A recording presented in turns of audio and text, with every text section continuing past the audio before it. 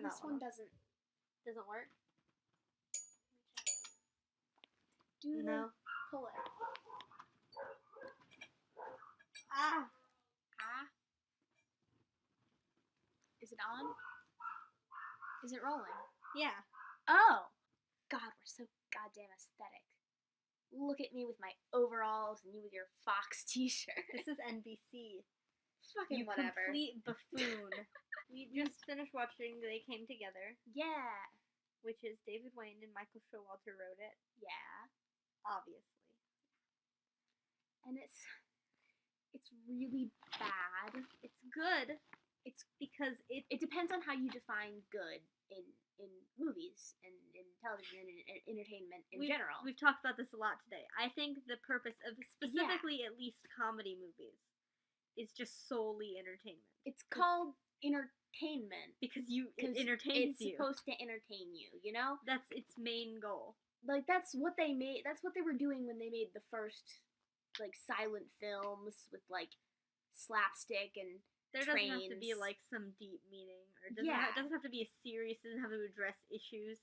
Like literally, the whole thing was look at the pretty moving pictures. You know, you just watch it and you have a good time. Watch this rube walk into a wall. You know, that was the whole thing, right? And I don't know what that was, but They Came Together, even by that standard, is debatably a good movie because it depends on what your sense of humor is. My sense of humor at this point in my life has been shaped by David Wayne and Michael Showalter. I have no sense of humor. I do have one. It's just a bad one. You stole mine. I stole yours? And you destroyed it. David Wayne broke into my house and slaughtered my sense of humor. So, and that's where we are right now. Some people don't think that They Came Together is funny. I just want to say, the first time I ever saw the bar scene, I cried laughing. I was hyperventilating. Like, okay, I know these days that's just a thing you say. Like, oh my god, I'm sobbing. You know? Yeah. Like, when really you're just like, there were tears. I was I was like, I don't cry, laugh aloud. Almost. And then I showed it to both of my parents. And they each thought individually that it was awful. So, you know. We're the only two people who ever found that funny. Besides everyone who was in the movie. They clearly thought it was hilarious. They thought it was so funny. It's one of those jokes that just goes for too long. And those are my favorites. Because the longer something lasts, the funnier it is. Like when they zoom in on Paul Rudd's face, it is just so close. Like, I even said aloud, like, it was getting close, I was like, no, stop. You can't go any further than that. No. I think, what were we talking about that didn't have a moral, but they made it have a moral? The 10. The 10. That was one we were like, it's all about love. Yeah. No, it's not. It's not at all, even a little bit. We need to figure out what the idea behind They Came Together was. I strongly believe that it was literally just for entertainment. Yeah. But I feel like if we talk long enough, we can find something. Yeah. So the premise is there's the two leads, and they are every lead. If we want to go like easy, meaning, then we go for like the whole how romantic comedies portray not just like an unrealistic standard for relationships, but like an unhealthy one, you know? Yes, because their marriage immediately fell apart. It was terrible. Like, they described this absolute shit show. Horrible. And I guess that if there's a moral like that they intended and not just one that we're pulling out of our ass, it's that, you know, that this ideal that we're being sold through like fucking, I don't know, Love Actually. I've never seen Love Actually. There's nothing you could do to convince me to watch Love Actually. Valentine's Day with Bradley Cooper is Love Actually, but worse. Oh my god. And also a little bit gayer. So yeah, they definitely intended that. Yeah. It was kind of a clever movie. Like, a little Yeah. bit. It was. Well, Some parts of it were not, but some of it was. the basic idea of it's like rom-coms. We show how stupid it is. They went too into That's that. like, it's clever in like the hundreds of 5-minute YouTube videos Yeah. that we've seen about it. Like, oh, let's make a joke about the manic pixie dream girl, you know? And then they just, for a whole movie, they just wrote it as long as it would take them. Stretched it out a lot. I like that. I like movies that take all the other movies that are like that. Like Wet Hot American Summer took all the summer camp movies. Yeah. And also all the summer camp experiences they had and just crammed them all together. Which, by the way, I would like to say something about. Oh my god. We've Is discussed it about how McKinley is it about how McKinley is a jock? It's not. But McKinley's a jock, and he is. No. Okay, so this goes right into that thing I was telling you about that I'm not going to elaborate in this on ever on the internet, besides over messages with people, and a little bit right now about that thing about Bradley Cooper and Michael Showalter. Yeah, that's secret tea for a possible future video. I might talk about this later. That's we could talk a about secret. this later. That's a secret. I don't want it. I don't like. You maybe get to find out if you're very good. If enough people want it, if you're good, you're good. Basically, if you eat all your dinner, you can find out what I have to say about Bradley Cooper. If you stay in drugs and drink your school and go to milk. I forgot how that joke was supposed to go. That was good enough. What was I saying? Okay, so I have the Wet Hot American Summer screenplay. I own it. I own that book. It's mine. In it, David and Michael both separately talk about how they based most of Wet Hot American Summer on their real-life summer camp experiences. Interesting. Like, for example, the scene where Victor Pulack is in the van and he's driving and he crashes it straight into the tree. Yeah? That's something that happened to David Wayne when he was in summer camp. Who let David Wayne drive a car in summer camp? He was a counselor. He was driving back to meet a girl, and it was dark, and he rode right into a tree. Of course he fucking did. So, from this point, I would like to say something. Oh my god. Whose experience was that sports shed scene based on? Where did it come from? Who experienced that? I want to say Michael Showalter. For reasons. What was I saying? So, yeah, Data Lounge says that Michael Showalter is super straight. Gay Reddit. Data Lounge is gay Reddit. And they talk about Michael Showalter on there sometimes. And people are like, I went to college with Michael Showalter. Super nice guy. Really straight. But those are the ones, it's always the ones you least expect.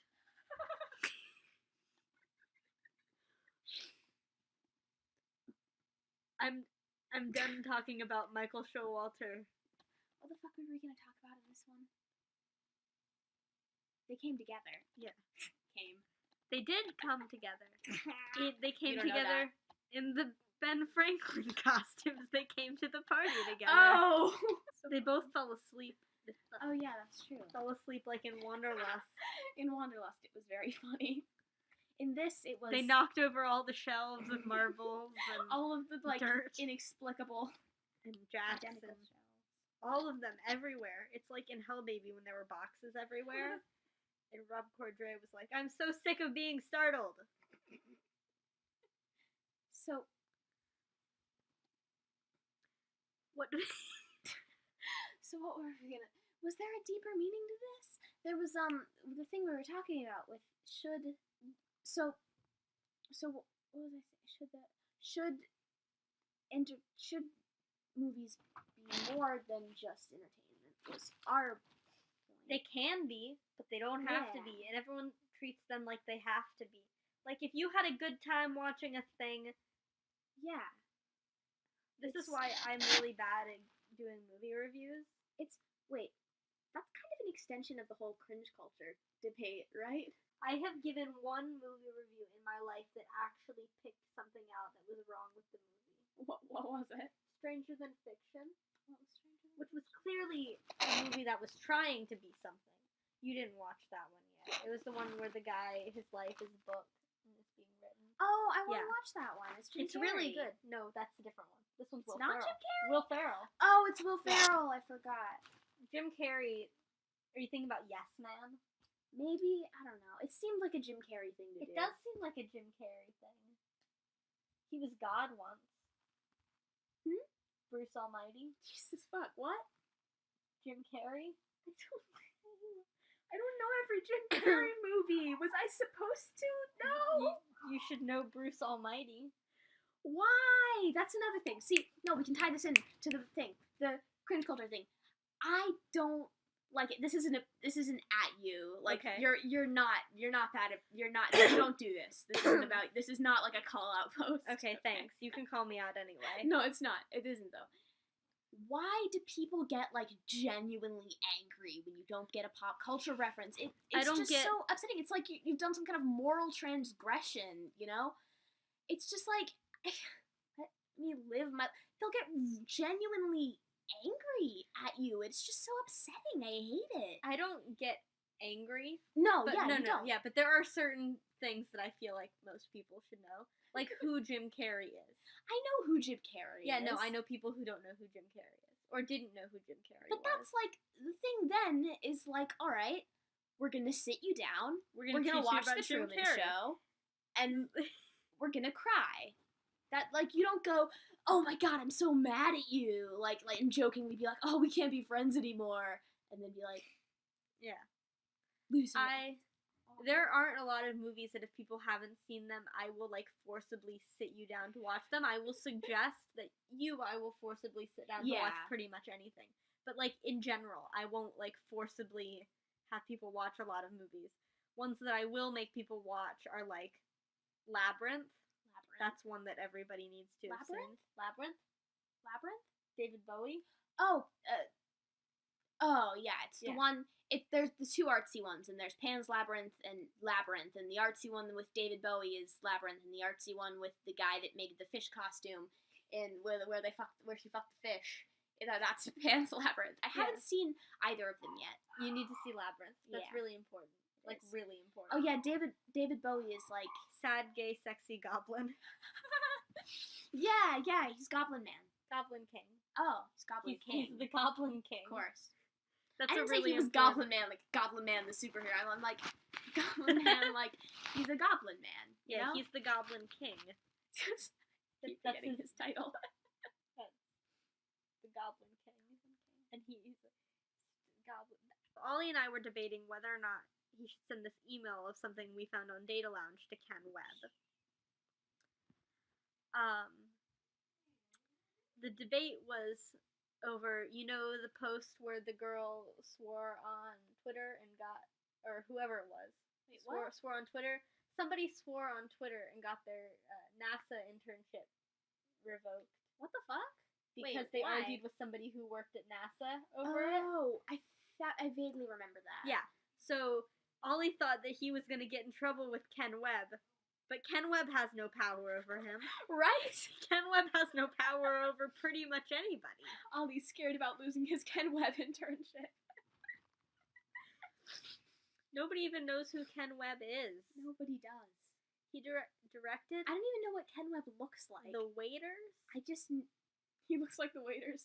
He directed the short film Multiple called The waiters just Yeah. joined All of them together Ken up in a Webb. row. Yeah. So, Ken Webb has no power. Celebrities, there's no consequences usually to messaging them as long as you're not being harmful because they don't have any power over you. Right? People need to stop They're just acting some like people. celebrities have any kind of power or inherent value.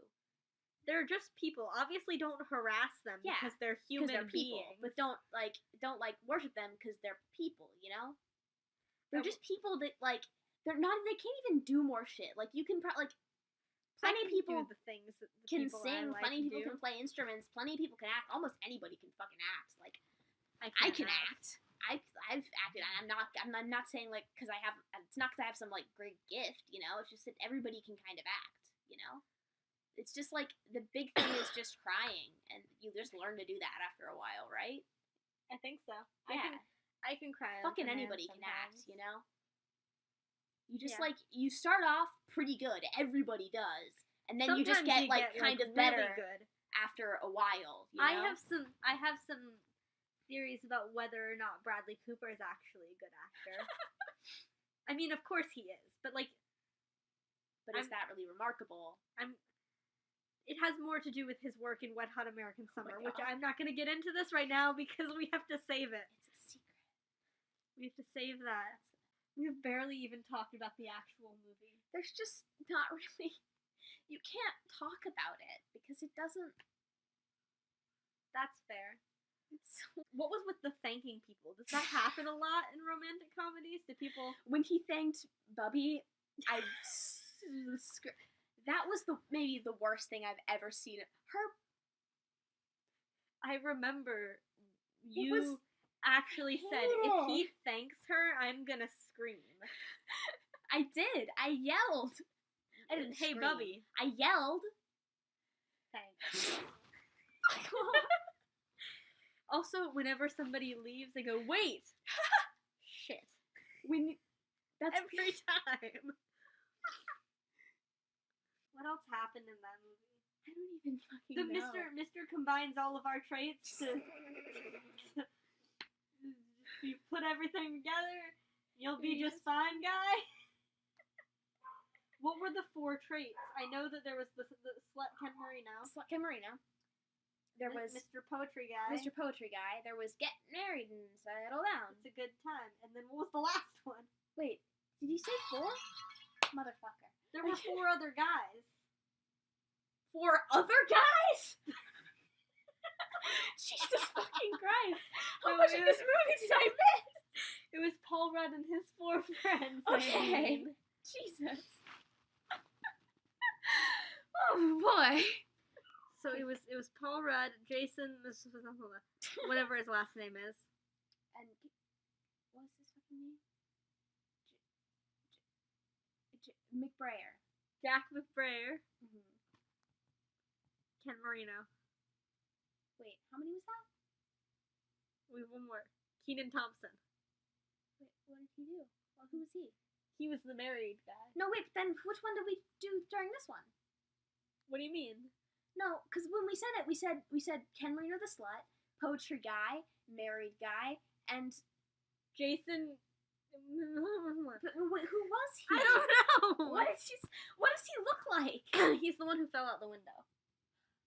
No, but he wasn't one of the playing basketball. Yes, he was. What did he stand for? I don't know. Fuck. I wish Trevor was there more. He was so sleazy and gross. Trevor. Window? Michael. Michael? Oh! He was sleazy and gross, and I liked him. Yeah. Is your girlfriend home? That's a condom. Big dick energy. Oh, Trevor. I can't believe the words that come out of my mouth sometimes. What did Andy say in Wet Hot American Summer that was the same as what Trevor said? He was massaging Katie, and he went, "Are you saying you don't want to hack yourself off a slice of this long, greasy dick?" I hate it. Wait, no. See, let's break that down. It would be greasy if you'd greased it, and if you'd greased it, that could be a sex thing, because it's like grease, you greased it already. But if the fact he's already describing it as greasy before he's greased it, does it implies that it secretes some kind of grease of its own, which is very, very troubling. Deeply. Deep was the wrong. Okay, stop. I don't want to have conversations anymore. Okay, there's another option, which is that at the beginning of every day, just in case, he greases his dick. Which is marginally better, I think. Just in But case. it would have dried off. How quickly does... Well, I suppose the whole point of that kind of thing is that it doesn't dry off very quickly. But I think you'd still need to reapply it a few times during the day. And Just you in wouldn't be able case. to put... You couldn't put on too much or it would look like you'd wet your pants. I don't think we need to think about this anymore. No, I think I'm really getting somewhere.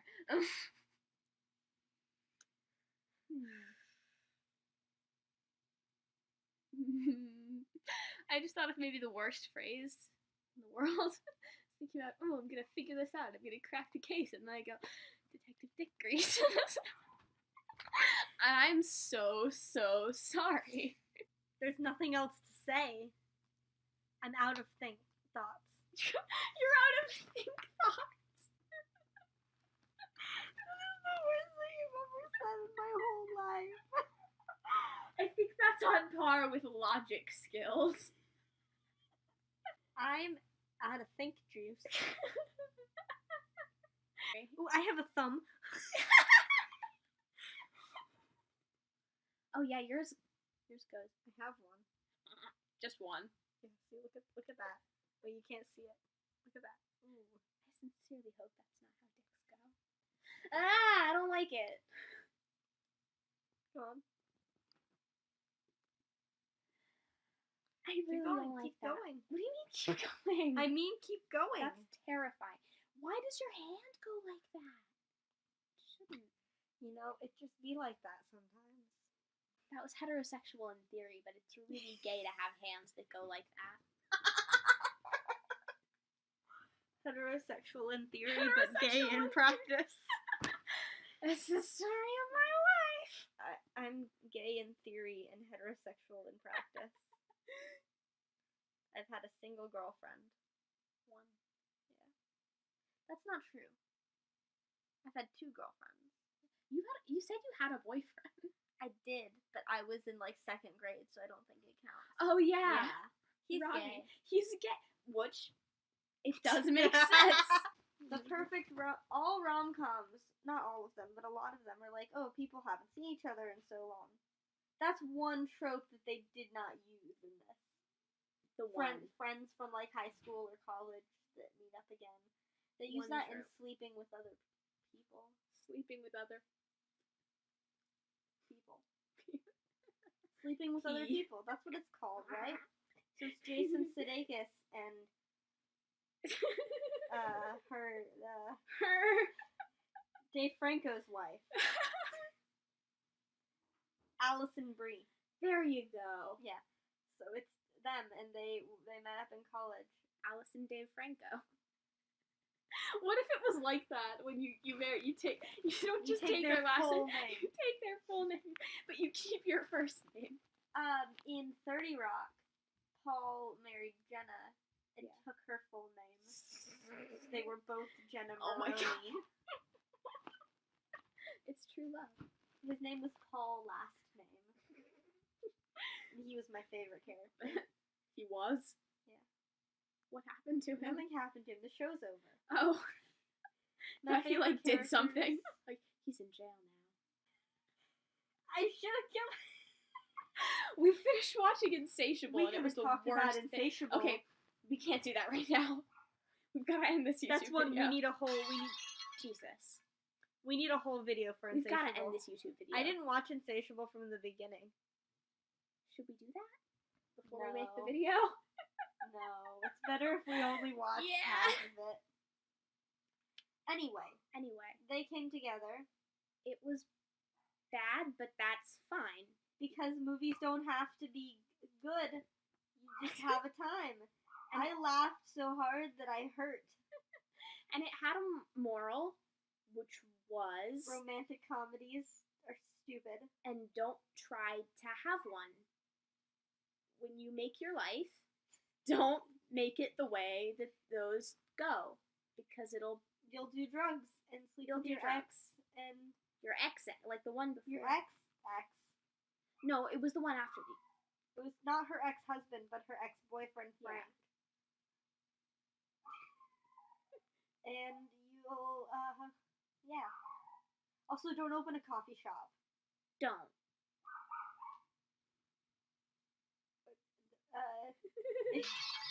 Fuck! If you like this video, what? We should be subversive and say, if you like this video, leave a dislike. No! No! Please don't. We're trying to I'll get cry if we get a dislike. just one. Yeah. We'll film ourselves just sobbing if this gets any dislikes. Any dislike. That'll be the next video. We'll just sob. Leave some comments because I like validation. Yeah, leave Sorry, but I go by Feral Jesus professionally. Oh my god. And you can call me FJ ever since Ken Marino called me that on Twitter. And now it's my name. Yeah. Sure is. Feral Jesus. Feral Jesus. You'll always be fuckwad to me. Thanks. Fuckwad Jesus. Awful. Ollie calls me Felton John.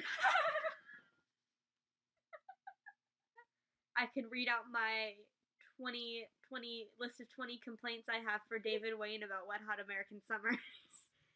It's entitled 20 Ways I Can Do Your Job Better Than You. And it's an open letter to one Mr. David Wayne. Nice. The State shaped my sense of humor when I watched it. Mm-hmm. And my sense of humor was already, like, totally destroyed. And then I watched The State. And that's how we got here. And I just copy everything about you like I have since we were literal children, literal infant babies. And so I am also fucked. So whenever we write anything together, we laugh at ourselves so much. And we write a lot of shit together. Dude, we write screenplays now. It's crazy. And it's just we think we're funny, but nobody else does. Yeah. We have to get back on track. So the moral of this video is we watched They Came Together, and then we thought we could talk about it, but then we couldn't. Yeah. So the moral of this video is some movies are just to entertain. There isn't anything else there. And also, if you want to be famous on YouTube, you should script your videos. We're not going to do it ever. Never. Never in our lives. Sometimes we write down one single thought that we have that we want to include, but usually we just try and remember it afterwards. So, if you like this video, give us a subscribe and a like and your thumbs. Thanks for tuning in. No, wait.